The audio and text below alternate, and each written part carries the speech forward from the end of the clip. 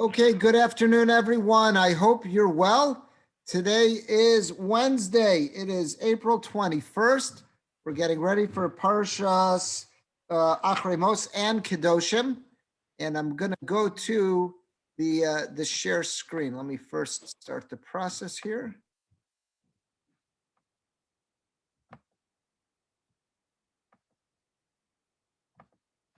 Okay, there we go. We have it.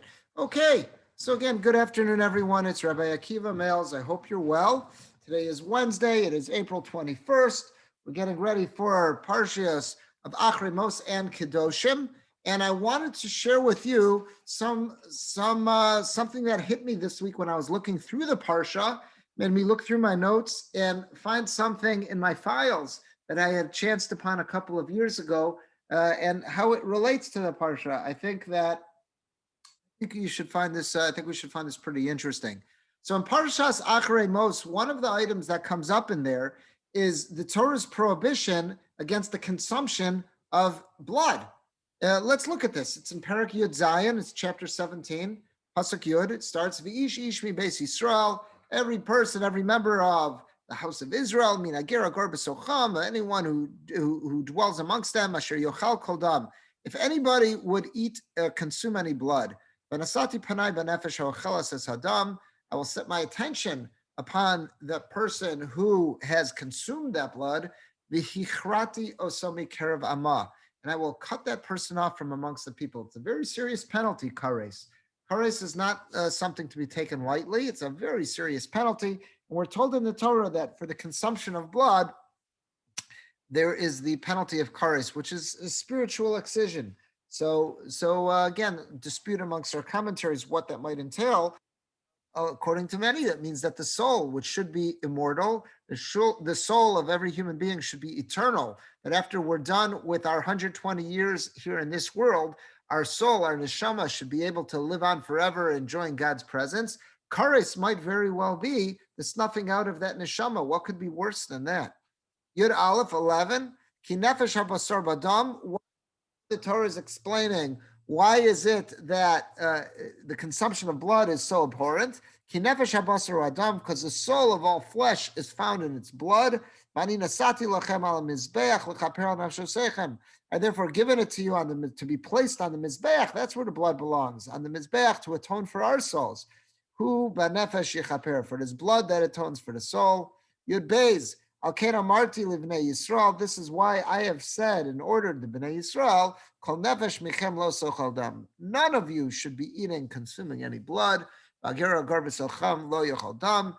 else who comes to join also should not be consuming blood. Yud Gimel, any member of Bnei Yisrael or anyone who lives amongst Bnei Yisrael, who traps any type of undomesticated animal, oaf, or a bird, which is allowed to be eaten. So then, so after it is shechted properly, then its blood is supposed to be covered with earth or with dust. This is called the mitzvah of kisoy hadam, special mitzvah. Yudalid 14. Ki nefesh kol basar damo benafshohu, is that the soul of all flesh resides in its blood. It seems like as if the blood is the conduit that allows the person or being to live.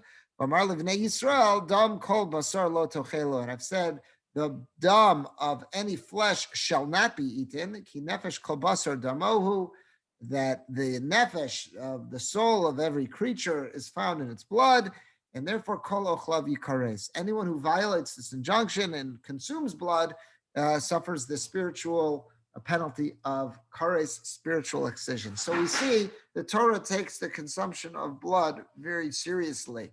In the middle of all this, there was also the mitzvah of kisoy adam, of covering up the blood. Again, a common misconception, it's not all blood that needs to be covered up. As the pasuk says, only the dam, only the blood of a chaya, of an undomesticated animal, let's say something like a deer, and poultry, so chicken, goose, duck, something of that nature, a kosher bird. When that's shechted, the blood has to be covered up. It does not apply to behemoths, so domesticated animals. So let's say a sheep. a cow, goats, animals which could be domesticated. So their blood does not have the mitzvah of kisoi hadam. The mitzvah only applies to chayas, to undomesticated animals, and to ophos, to birds.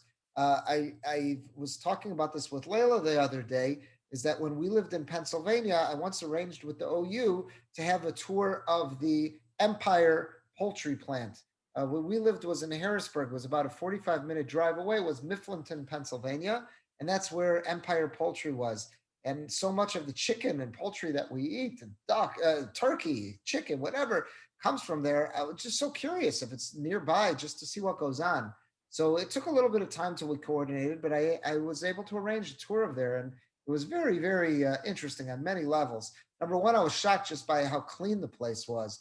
You know, when you're dealing with a schlachthouse, a place where slaughter takes place, there's a lot of body fluids, there's blood, there's waste, there's organs. You'd expect the place to be filthy. I was shocked how clean they were able to keep the place. Absolutely weird to say beautiful, but it was absolutely clean and efficient. The numbers they were telling me about how many chickens a day when it's running at full capacity, what they're able to shecht and process, mind-boggling. It just blew my mind that there's that much kosher poultry being eaten in America.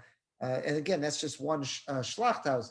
That doesn't take into account other shchitas. You know, in New York, there's several up in upstate New York. There's another one in Pennsylvania, David Elliott, and there's out in Iowa. You know, the Aaron's one out there. So I mean, there's just I could not believe how much was being done there. Also, they don't raise their own chickens. Farmers from all over Pennsylvania come in and truck them in chickens to Schechter. They buy chickens, and that's what they do. Anyhow, while I was there, I had the distinct honor, privilege, I should say, of performing the mitzvah of Kisoy Adam. There's a lot of mitzvahs in Taryag mitzvahs, 613 mitzvahs, which we never have the chance to do just because they don't come our way. We're so far removed from shchita, from slaughtering of animals nowadays, that this is a mitzvah that just doesn't come our way so often. So I was getting a tour of the plant, and they were shechting chickens. I would have loved to have seen turkeys too, because it's just so much larger how they handle that. But I saw chickens, and at one point, the shochet, one of the shochtim who was on the line, asked me, he says, would you like to perform? Have you ever had the chance to do the mitzvah of Kisei Adam? I said, no, I haven't. He says, would you like to? I said, yes, it's an opportunity.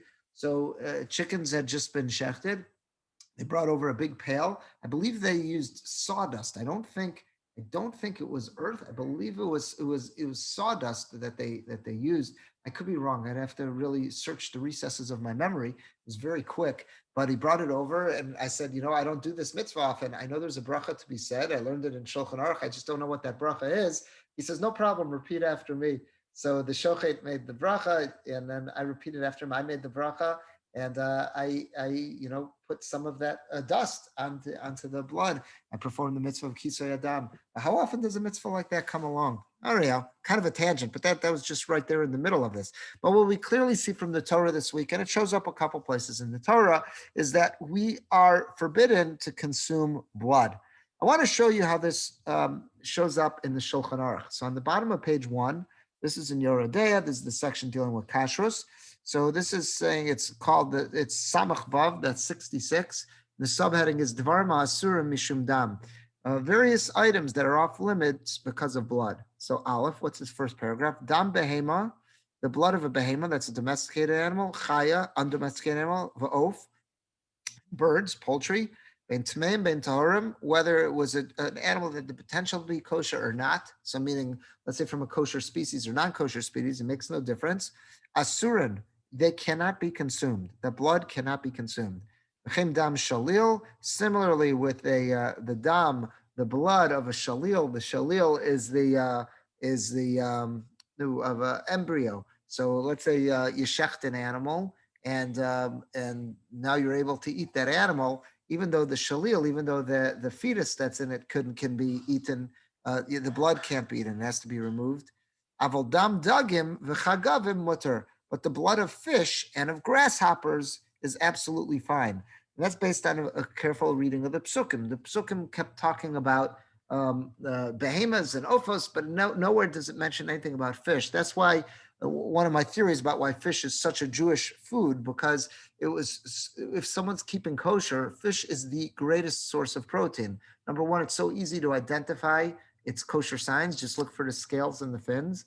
Number two, it doesn't require any specialized form of shechita. So a person doesn't need a special ritual knife. He doesn't have to have special training. And number three, it doesn't require, the blood doesn't need any special like salting or removal of the blood. So it really is very easy to consume fish as someone who keeps kosher. So that's what we have there. Let's see a little further. So even though the blood of fish is fine, what you see is there's something called Marus Iron. Marus Iron means we don't want to give a bad impression and to make people think we're doing something wrong, which could then lead people to make mistakes. So let's say a little bit later in that same section in the Shulchan Aruch is Sif Tes, it's paragraph 9.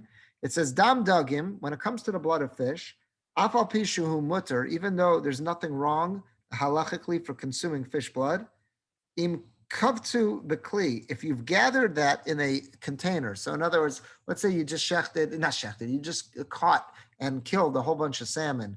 And now while you're filleting them, you've gathered together the blood and now it's in like a bowl or something like that. So now, usher, now I cannot eat that. I can't consume that blood, even though when it was in the fish, or I can just bite into that fish and eat it raw.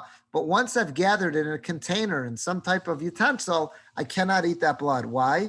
Mishum Marus Iron. Because biblically, there's nothing wrong. Minat Torah, there's nothing wrong. There's a Gezerah D'Rabbanan. It's a rabbinic enactment.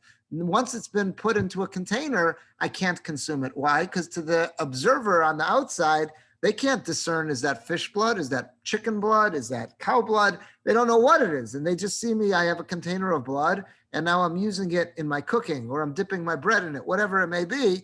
That's going to lead people to think that, number one, I'm doing something wrong. Or worse, it might make them think, hey, there must be nothing wrong with consuming blood. And now they'll eat cow blood, they'll eat deer blood, they'll eat chicken blood, and that's a real problem.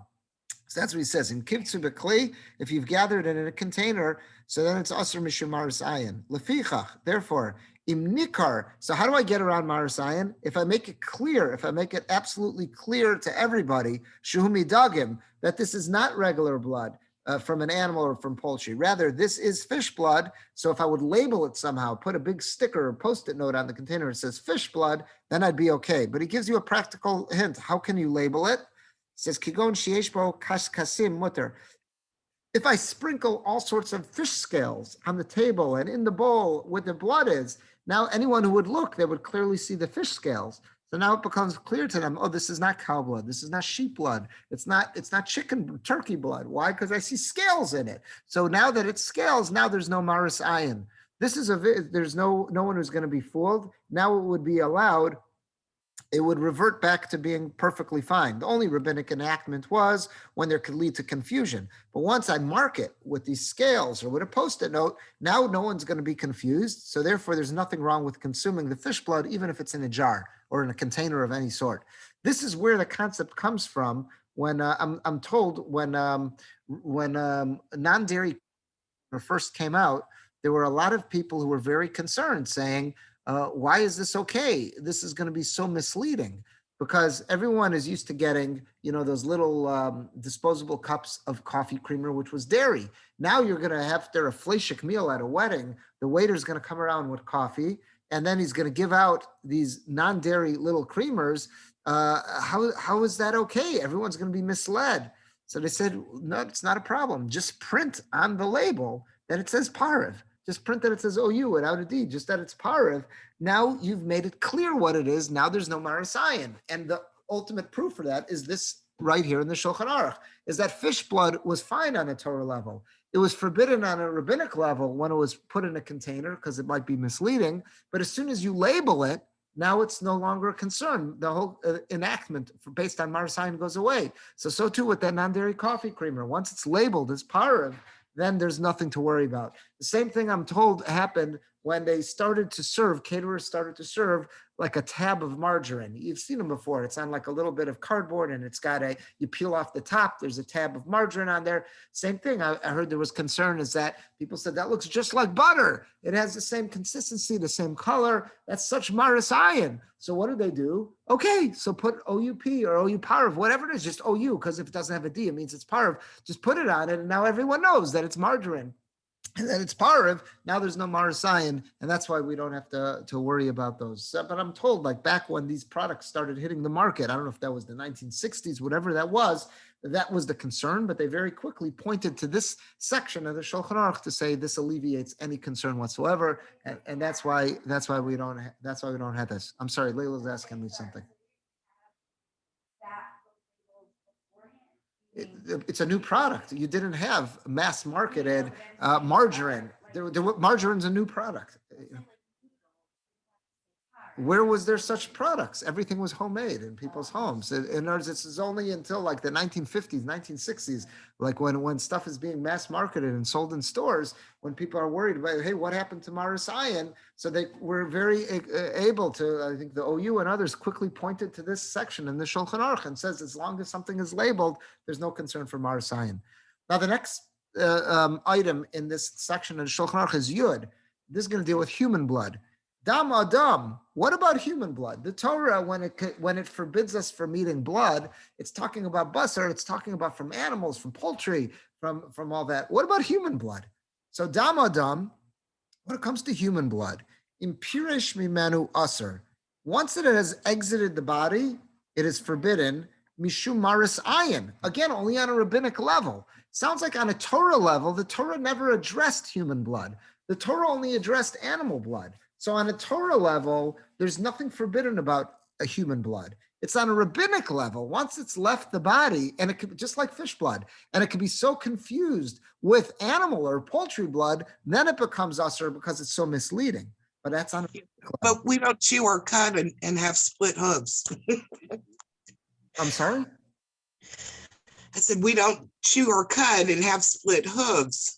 We're not talking about eating people. We're talking about is human blood. When the Torah prohibits blood, what it's talking about? It's talking about animal blood. It's talking about poultry. It's not discussing human blood the same way it didn't discuss fish blood. So it was a funny. Sorry.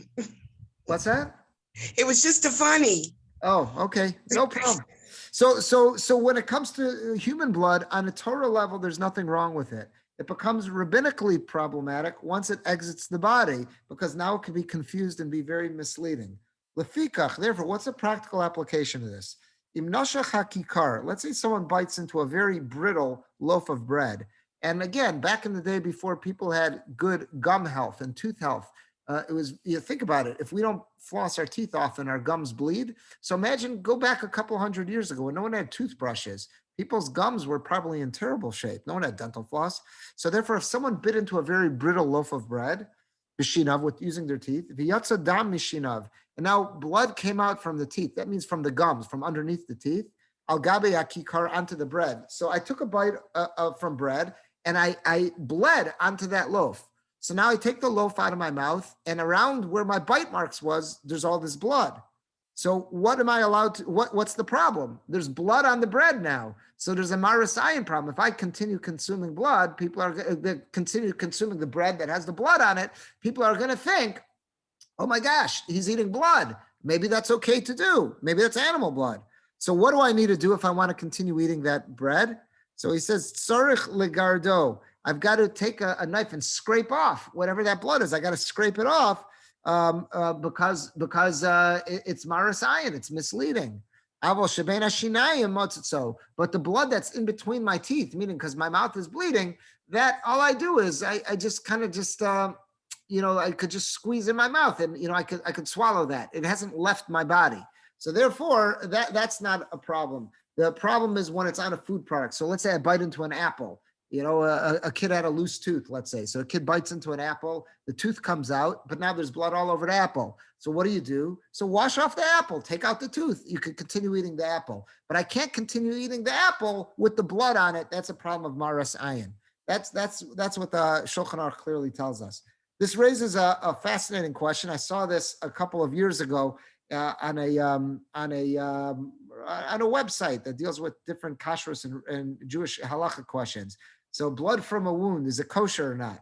So here's the question. This is from a site in Israel. Dear Rabbi, many people have a habit when they cut themselves accidentally, for example, with a kitchen knife. When cooking, blood comes out of the wound. They put the finger in their mouth and they suck the wound. My question is, in light of the Torah forbidding us to eat any blood, is it permissible or should people not do it? Does one's own blood also count as any blood? And is swallowing of blood in this case also consuming? Thank you very much in advance. I highly appreciate it.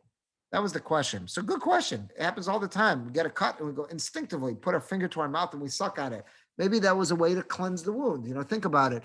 Before we had really a good idea of how germs and stuff worked, everyone understood if you had an open wound and stuff got in the bloodstream, it was no good. So I think the idea of sucking the wound basically came out to, let me get out any of the foreign junk that got in there as a way of cleaning the wound. Again, most people's mouths aren't free of microbes and whatnot. So I don't know if that would be the absolute best thing to do. It might be better than whatever schmutz, whatever dirt may have gotten in there, but it's not absolutely foolproof. Obviously, we want to clean that wound with soap, water, some alcohol or something, or get something out there. But anyhow, what's the story? Is that something we're allowed to do? So look what his answer is. Shalom, thank you for your interesting question. The Shulchan Aruch, what we just saw, states that human blood after it has left the body is forbidden. It's not because human blood itself is forbidden to us from the Torah, but rather because someone might think mistakenly that it was non-human blood and therefore forbidden. This type of law is called Marus Iron, about being misleading. So if one bites an apple and finds that blood has come out of one's gums onto the apple, the blood spots must be removed from the apple before taking the next bite. However, continues the Shulchan Aruch, blood, remember the Shulchan Aruch's case was bread. That apple is his own example. However, continues the Shulchan Aruch, one's mouth is allowed. And so if one has bit their cheek or has bleeding gums, the blood inside the mouth may be swallowed. One does not need to spit it out. There is some discussion amongst the rabbis as to the definition of this prohibition. Is it only permitted when blood is flowing inside one's mouth because it never came out, as it were? In other words, the Shulchan Aruch said that human blood is a problem once it has left the body. Well, how do you define left the body? When it's still inside my mouth, it's left the gum, but it hasn't exited my body. It's still inside my mouth. This seems to be Rashi's understanding. If so, blood on a cut, even though it is clearly human blood and permissible, would still fall under the rabbinic prohibition, as all external blood was forbidden. So according to Rashi, it would seem if blood on my cut, I just cut my finger, God forbid, with a knife. So there's blood on my finger. Even though it's still on my body, it's left the body. It's left where it originally was. So it would be forbidden on a rabbinic level. Or is it always permitted whenever it is clearly human blood, as when it is dripping from a cut finger? So maybe what it means when it's left the body is like when it's in the case of the fish. In the case of the fish, it was only once it was in a container that it was a problem, because I can't tell it's from the fish. So maybe with human blood, if it's still on my finger and it's very apparent to everyone that it came from my finger, maybe there was no rabbinic enactment there. The only rabbinic enactment is if it's not attached to my body, like it was on that loaf of bread or on the apple. But if it's on my finger, maybe that's not considered as having left my finger. This is Tosfos's understanding. That's what he's saying. So it's a machlokas Rashi Tosfos. If so, the blood from a cut finger is readily identified as human blood and is allowed. Many opinions rule leniently, like Tosfos, and allow one to suck on a cut finger, while there are some stricter opinions who forbid it, or only allow it if the blood is inside the wound and will be sucked out, but not if it's already flowed onto the skin of finger. He tells you where to look to find more in the Sefer Nishmas Avram on the Shulchan Aruch. So it's a fascinating discussion. But be that as it may, what I wanted to bring out of this is about human blood. The Torah doesn't address human blood. The Torah doesn't address it. The only reason why human blood is off limits is midrabanan. This was a rabbinic enactment, maybe at the time of the Mishnah, early times of the Mishnah, was because it would lead to Marus Iron. Having said that, it behooves us to recognize something. We are in a period of year now, Sfiras HaOmer. Sfiras HaOmer immediately follows Pesach, which was always very linked to Easter. And just to recognize, this was a period of time in the year where our Jewish ancestors, for hundreds of years living in Christian Europe, quaked in their boots, because Easter was also the season of the blood libel. The blood libel was the terrible claim that had been made for hundreds of years. I believe the first recorded one was about 1200, and it started in England, as we'll soon see, is that this was a horrible lie that had been spread about Jews for hundreds of years in Christian Europe, that we needed to have Christian blood for some ritual purposes. Most commonly, it was accused of having it in our matzahs, somehow or another of having that in our matzahs to eat at Pesach time. There were other ideas of what we might do with that blood, but that seems to have been the most popular one. Absolute lie, absolute lie. But we should know that many of our ancestors were murdered for this lie, because every year around Easter time, this was when would come up the most, when ignorant masses would be whipped up into a frenzy by various passion plays and whatnot that were reliving, the whole story with the Christian Savior and his killing and whatnot, and they'd be mad about this. And all it took was one missing kid, missing Christian child, and an entire Jewish community could be set upon, destroyed because of accusations of a blood libel. And this plays such an unfortunate part of Jewish history. While this seems to have been behind us, what we should realize, believe it or not, there were cases, 1 or 2 cases of blood libels here in the United States of America, both in the 1900s and even, I believe, in the early 20th century, there was a case. And in the Muslim world, in the radical Islamic world, it's still going on. There still are all sorts of accusations against Israel about what we're doing to Palestinians. A lot of them follow the blood libel and that routine that has been dogging us for hundreds of years. Because we're talking about the Torah's prohibition of consumption of blood, I wanted to just bring this up and share with you a couple of resources about blood libels. First of all, here's something I remember one of my Rabbeim in high school showed to us. It made such an impression on me that I remember it all these years later. Here we are, over 30 years later, and I still remember this very clearly. We were learning the story of Mechiras Yosef, the sale of Yosef by his brothers, and one of my Rabbeim, we were learning this in Chumash, he says, guys, I need to show this to you. And this was something that was written by Rabbi Elchanan Wasserman. Rabbi Elchanan Wasserman, you see here a brief bio, there's a picture of him. He always had a very serious demeanor. He was known to be a very serious person. I have a story from one of my Rabbeim who had from his father who knew him, that he caught him laughing twice, and he had a very cute story about what was it that had made him laugh. It involved the Chafetz Chaim. Rabbi Elchanan Wasserman was one of the closest students of the Chafetz Chaim. He was killed by the Nazis in 1941 in Kovna in Lithuania. So that was Rabbi Wasserman. The yeshiva that he led was in Baranovich. Baranovich was in Poland. So he has a number of works. One of them was collected by his students, and he had a son who survived, and it was called Kovetz Mamarim, which means it's a collection of different speeches and talks that Rabbi Wasserman gave. And here's something fascinating that he writes, and this is what I remember one of my teachers in high school showed us, and it just made such an impression on me. I never forgot this. This is the middle of one of his essays. He says, Hine Yadua, it's well known, Ki Klal Yisrael Sovel Tamid Mishnei Dvarim. The Jewish people are always harassed from 2 sources. Aleph, Michutz. The first one that we're always harassed from is external threats. And then it'll say the second is internal threats from within our own people. But the first is from external threats, from our enemies on the outside. Me alilas dam. Alila means a libel, from the libel of blood. This has dogged our people for hundreds of years, the blood libel. Asher hu davar nifla ma'od. It's absolutely astonishing. Kiareya klal, the general principle in this world is shekol sheker she'en lo kortav shalames, anything which is an absolute lie that doesn't have an iota of truth to it, eno yachal lihiskayim, can't possibly stand. Ba'sheker hazeh, this incredible lie of the blood libel, shalalilas dam, of the blood libel, ein bo emes afilu mashehu. There's not even a kernel of truth to it. It has withstood thousands of years. I believe I found that the first incident, I once researched this, and I believe I found that the first instance of a blood libel was at the time of, in the Romans. The Romans were the first ones to start this. It wasn't the blood libel as we know it, that we took a Christian child and took their blood, because there was no Christianity at that point, but rather what they said was that when they went into the Beis HaMikdash to destroy it, what they found in the Beis HaMikdash was a Gentile who was being fattened up. And why was he being fattened up? When they liberated him, they let him go. He explained that the Jews would take a pagan and they would fatten him up an entire year, and then they would slaughter him and eat him and engage in cannibalism. That was what they that was the first, I believe, what I was able to find, the first organized accusation of anything in this manner. So he says this has gone on for thousands of years. How do you explain this? That's something we generally know. Something that's not true doesn't stand the test of time. And here we have an absolute lie without a shemetz, without a minuscule amount of truth to it. How is it withstood thousands of years? He says the only way to explain this is astonishing. The only way to explain this is to say this somehow fits into God's great plan in this world. We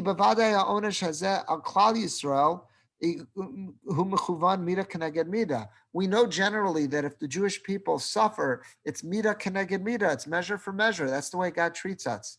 So ba'ad eza avon shenifroin avuro b'chol hadoros, and it has to be for a sin that we're still paying back for all generations. And what could it be? What could we have done wrong that generations later we are still being held accountable for that involved anything with blood? If it was not for the fact that I'm unworthy, hayisi omer, this is what I would offer. So that's a very humble way of saying, here's my suggestion. So he says, if it wasn't for the fact that I was unworthy, here's what I'd propose. Kihu mechuvan neged ha'avon, this punishment, you could say, this accusation of the blood libel, why are we being hit with it for so long? It's because of the sin, shel vayitpulu haktones bedam. When the brothers sold Yosef, they dipped his coat in blood. V'im shagisi, if I have erred, Hashem yechaper ba'adi. God should forgive me. So he's saying his personal theory, Rav Elchanan's personal theory. He says, I can't explain this. How do you explain this? This defies logic. Why should this accusation of the blood libel, why should this have stuck with Bnei Yisrael, have dogged Klal Yisrael for so long? It doesn't make any sense. It defies all logic. There's no truth to it whatsoever. The only way to explain this is there's got to be, this is some kind of divine punishment that we're being hit with. But we know God deals with us mira keneged mira. Where did we ever do something wrong that involved blood? And he says, I could point a finger to one thing. Mechiras Yosef. When we sold Yosef, that terrible act of Mechiras Yosef, we took his coat, the brothers took his coat, and they dipped it in blood, and they made up a false story about what had happened to Yosef. So it's mira keneged mira. We made up a false story involving blood with Yosef, and that totally ruptured Klal Yisrael and brought so much pain and suffering to Yaakov and all the residual damage and everything that came from that. He says, perhaps, maybe that's the only way to explain how this lie of the blood libel has dogged Klal Yisrael for so many centuries and thousands of years. That was his theory. Again, you can't prove this. We have no idea the way God runs the world. He's saying, if I wasn't so unworthy, this is what I would propose. That's how he words it. And if I'm wrong, God should forgive me. That's what he says. What we do know, though, is that the blood libel has ruined so many Jewish communities over the course of history, specifically living in Christian Europe. I want to share with you, this was a news item that I found a couple of years ago that just brought this home. It was just such a powerful story. Look at this. It was from about 10 years ago. Jewish skeletons found in English well. Were they victims of medieval persecution? So this was something that had appeared in the forward, but it was reported on in papers all over the world. I even saw a special on this. You could find it on YouTube. In English, it was kind of like an English 60 Minutes that they did a special on this. So let's read the story and I'll tell you how they reported it. The people of Norwich, England, I don't know if they pronounce it Norwich. I think they just pronounce it Norwich, I think is how they pronounce it. People of Norwich, England have found some skeletons, not in their closets, but in a well. And the bones belong to Jews. The remains of 17 bodies dating to the 12th or 13th century, so that's the 11 or 1200s, were found at the bottom of a well in 2004 during an excavation for the construction of a shopping center. But it was not until recent testing using DNA analysis, carbon dating, and bone chemical studies that it was discovered that they belonged to Jews who were likely killed as a result of religious persecution. 11 of the skeletons belonged to children aged 2 to 15. So again, they found 17. So 11 of those 17 were kids who were between the age of 2 to 15. The remaining ones, meaning the other 6, are those of adult men and women. 7 skeletons were successfully genetically tested. 5 of them appeared to have been members of a single Jewish family. The investigation was conducted by a team headed by forensic anthropologist Professor Sue Black of the University of Dundee Center for Anthropology and Human Identification. Following the Kosovo War, Professor Black worked in the Balkans, piecing together the bodies of massacred Kosovan Albanians. And for her, this latest investigation is closely related to that difficult project. We are possibly talking about persecution. We are possibly talking about ethnic cleansing. And this all brings to mind the scenario that we dealt with during the Balkan war crime, she told the BBC. Black and her team theorized that the people to whom these remains belong were either murdered or forced to commit suicide. Pictures taken during the well's excavations suggest that the bodies were thrown in head first. It appears that the adults were thrown into the well first, with the children next, the blow cushioned by the adult bodies already inside. When I saw the special on the TV, they were showing, based on how the skeletal remains were found, they can tell the trauma that they experienced. So in other words, the adults who were on the bottom, they suffered broken necks and broken skulls because they hit the bottom head first. The kids who were thrown in next fell on them, so they didn't suffer those same injuries. Absolutely terrible, but it was a powerful documentary. Again, you could find it on YouTube. I don't remember the name of it, but if you search for it, Jews in the well, skeletons in the well, Norwich, England, I guarantee it'll come up. Pictures taken. Okay, there it is. There's no evidence from the bone composition or from carbon dating to suggest that people died of the plague or another disease. So there's nothing that indicates they died from some plague and then they were cast in a well. Rather, it seems as if they were murdered or forced to commit suicide. Norwich had a considerable Jewish community from around 1135, and records indicate that much of it was located near the well in which the remains were found. Resentment toward Jews grew as they worked in money lending. That's why, again, they were brought into England in the first place, which they did at the invitation of the king, beginning at the mid-11th century. Anti-Semitic blood libels and massacres of Jews took place in Norwich and other parts of England in the 12th and 13th centuries, leading to the eventual expulsion of Jews from England by Edward I in 1290. So this is 200 years before Spain kicks out the Jews. The Jews were kicked out in 1290. They only lived there. We talked about this on Shabbos the other week. They were only invited in, I believe, in the 1060s by William the Conqueror. So they were only in there for about 200 years before they were expelled. They were invited in to, again, get all the commerce, the commercial interests going, but such resentment, they were forced into the money lending industry, and they were chased out in 1290. It changes the story of what we know about the community. We don't know everything about the community, but what we do know is changed by this. Sophie Cabot, an archaeologist expert in Norwich's Jewish history, said, "The bodies in the well." Oh, there it is. Okay, there's the title. "The Bodies in the Well," a BBC Two television program about the discovery investigation of skeletons, airs today. So Google that on YouTube. You'll find it. "The Bodies in the Well." It's powerful. Anyhow, here what I found in another article was, after they were done studying these skeletons, they had a formal burial for them. And it was kind of an interfaith service, that it was the Christian community coming to apologize for what had happened and for the terrible treatment that the Jews in the Middle Ages in England, before they were expelled, what they were subjected to. So this is a plaque that was put up soon after. Look at this. In memory of 6 adults and 11 children whose bodies were discovered in a well shaft in 2004 during the construction of the Into Shapfield Shopping Center. This plaque commemorates their burial by Jewish and Christian ministers together on March 19th, 2013, 8th Nisan 5775, in the Jewish cemetery in Norwich. That would have been right before Pesach, right? The burial was also an act of reconciliation for the persecution of the Jewish community in medieval Norwich. "Return, O my soul, to your rest." That's from Tehillim. Unveiled the 16th of February, 2015, 27 of Shvat. I just find it amazing. They got Hebrew dates on there, 5775, by the Lord Mayor of Norwich, Councillor Judith Lubach. Now, you may wonder, where does Norwich fit into this, in the terrible scheme of history of things, of blood libels? Let's scroll down a little further. And this is unfortunate to know. This Norwich was the site of the first known blood libel in Christian Europe. This is from Wikipedia. William of Norwich, he's the kid who disappeared.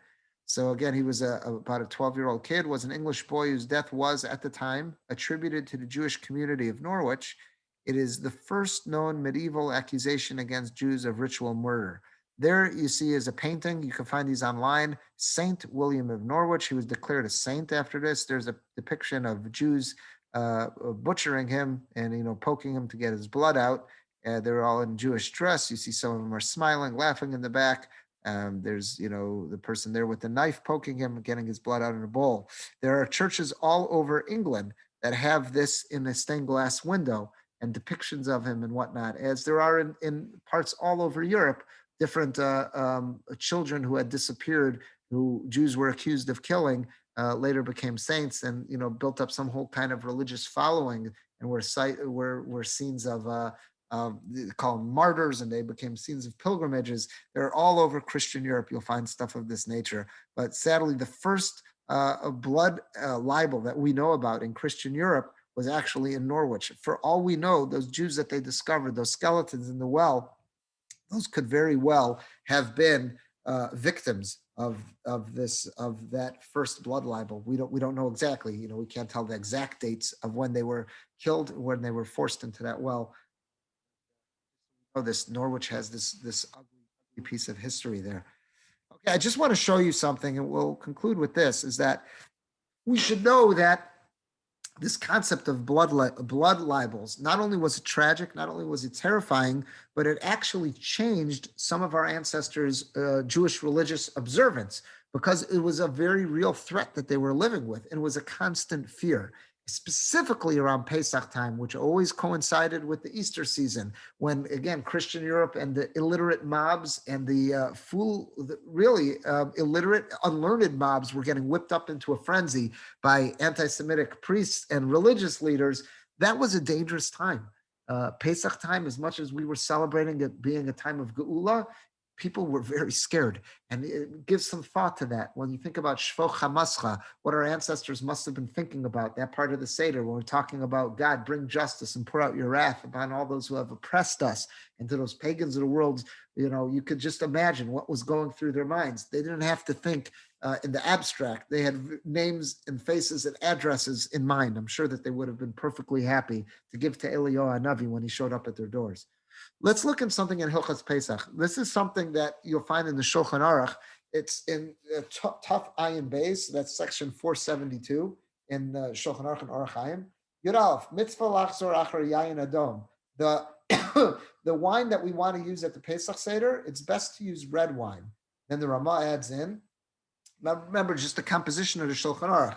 It's written in the Sephardic world by Rav Yosef Karo, and then the Ramah, Rav Moshe Isserles, throws in the Ashkenazic practice. So in the parentheses is the Ramah, Rav Moshe Isserles throwing in. He says, yeah, you're right. It's best to use red wine, in parentheses now, unless the white wine was a better quality. If you could find a white wine, if let's say someone's a connoisseur and you have a choice between red wine or white wine, so red is better to use for the Seder, unless the white it's known to be of a better quality. If it's superior quality, then we always want to go with the superior one. But all things being equal, red should win. The Mishnah Berurah here is going to quote other sources. You see there in Yud it says Lamed Ches, Yayin Adom, it would be best to use red wine. Why?